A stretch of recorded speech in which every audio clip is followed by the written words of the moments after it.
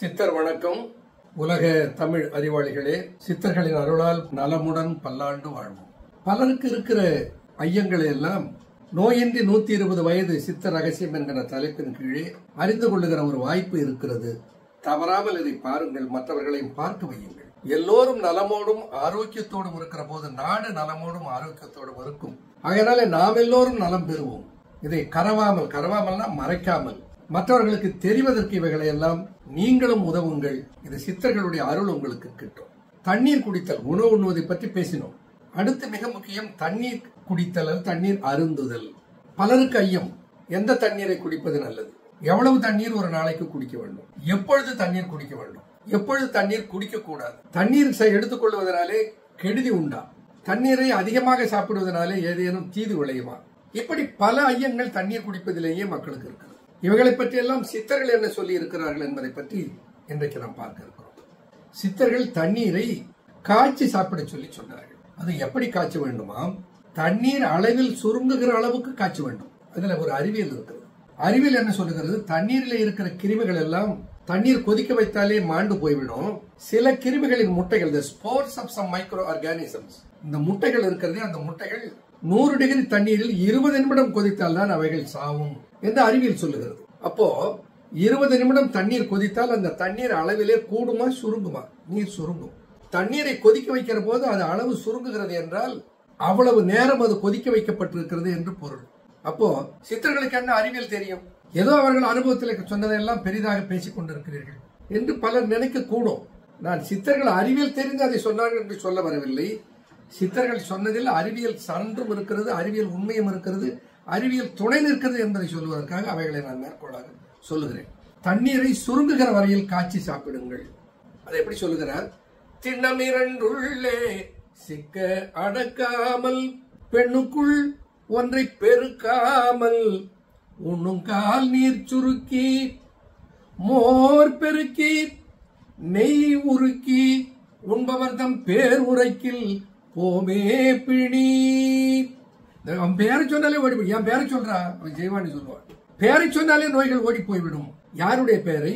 நீரை சுருக்கி மோரை பெருக்கி நெய்யை உருக்கி உங்களுடைய பேரை சொன்னால் போய்விடும். இந்த மூன்றுல இன்றைக்கு ஒன்றை நாம் பார்க்க இருக்கிறோம், நீர். இந்த நீரை கொதிக்க வைத்து சாப்பிட வேண்டும் என்பது சித்தர்களுடைய கருத்து.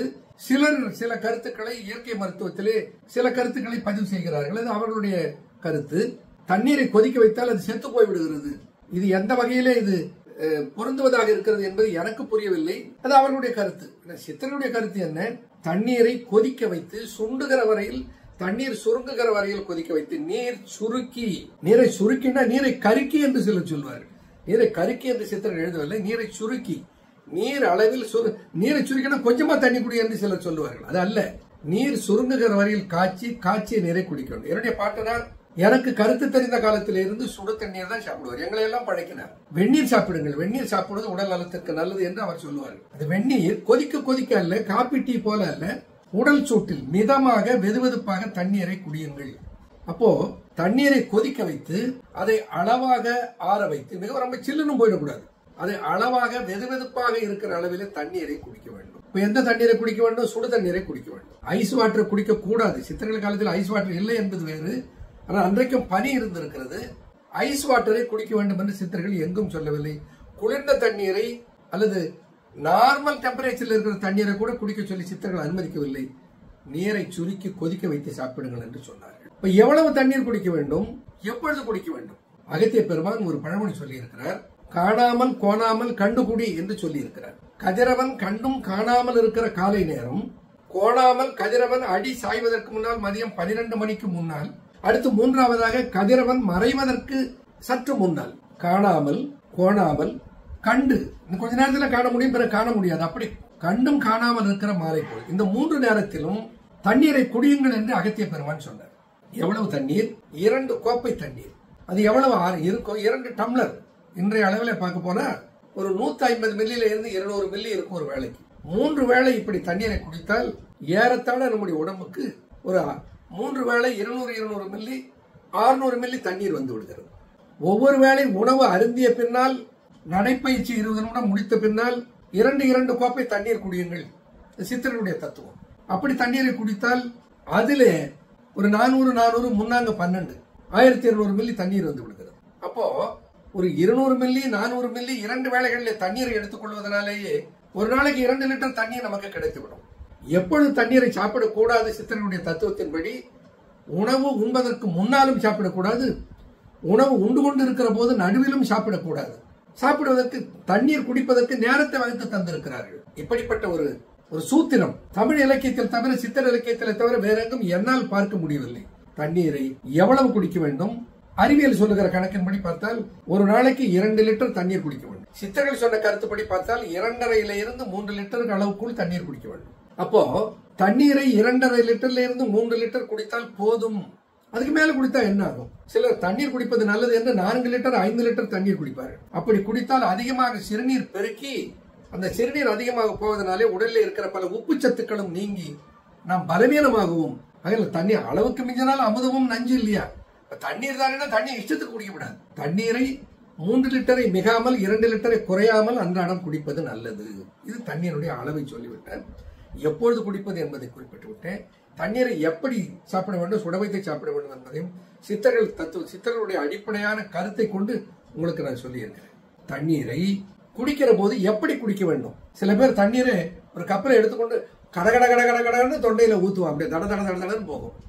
அப்படி குடிக்க கூடாது. தண்ணீரை கப்பில் எடுத்துக்கொண்டு வாயில் அந்த உதட்டை கவ்வி, உதடுள்ள டம்ளர்ல எடுக்கணும், கவ்வி மெல்ல சிப் பண்ணி சாப்பிட வேண்டும். தண்ணீரை எப்பொழுது குடித்தாலும் சிப் பண்ணி குடிக்க வேண்டும், கடகட வந்து குடிக்க கூடாது. சரி, தண்ணீரை குடிக்கிற போது மெல்ல குடிக்க வேண்டும். நின்று கொண்டு நடந்து கொண்டு தண்ணீரை குடிக்க கூடாது. ஒரு இடத்துல அமர்ந்துதான் தண்ணீரை குடிக்க வேண்டும். பலருக்கு ஒரு ஐயம், காலையிலே தண்ணீரை எப்பொழுது குடிக்க வேண்டும்? கதிரவனை கண்ணு காணாமல் சொன்னீங்களே, அப்படி குடிப்பதிலே என்ன நன்மை? பல அறிவியல் ஆய்வுகள் காட்டுகின்றன, சொல்லுகின்றன. பல ஆயுர்வேத மருத்துவர்களும் இதை வலியுறுத்துகிறார்கள், சித்த மருத்துவர்கள் சொல்லி இருக்கிறார்கள். காலையில் வெறும் வயிற்றில் தண்ணீரை எடுக்கிற போது அது வயிற்றிலும் குடலிலும் சுரந்து இருக்கிற நீரையும் அசுத்தங்களையும் அகற்றி விடுகிறது. It is like washing a plate before we take the food. உணவு எடுப்பதற்கு முன்னால் பாத்திரத்தை கழுவதைப் போல தண்ணீரை குடிப்பதனாலே அசுத்தங்கள் எல்லாம் அகற்றப்படுகின்றன.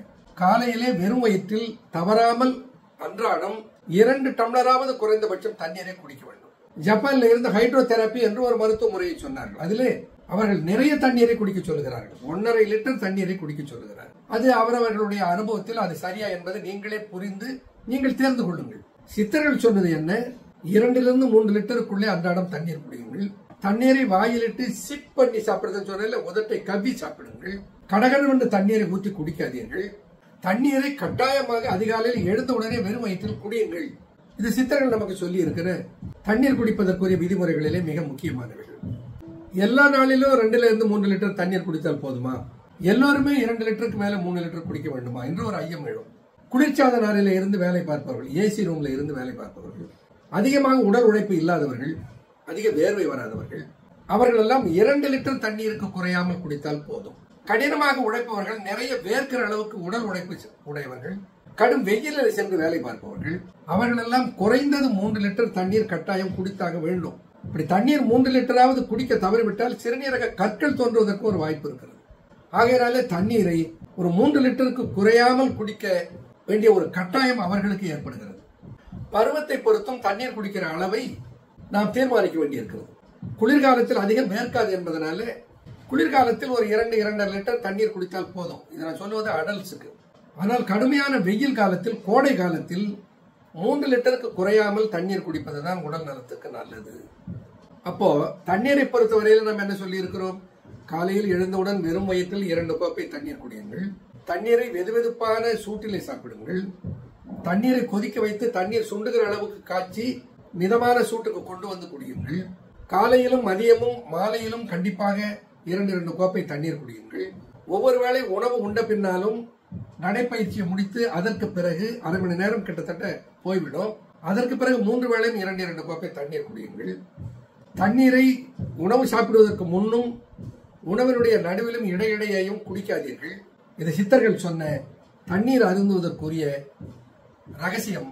இவைகளை பின்பற்றி நலமுடன் பல்லாண்டு வாழ்வோம்.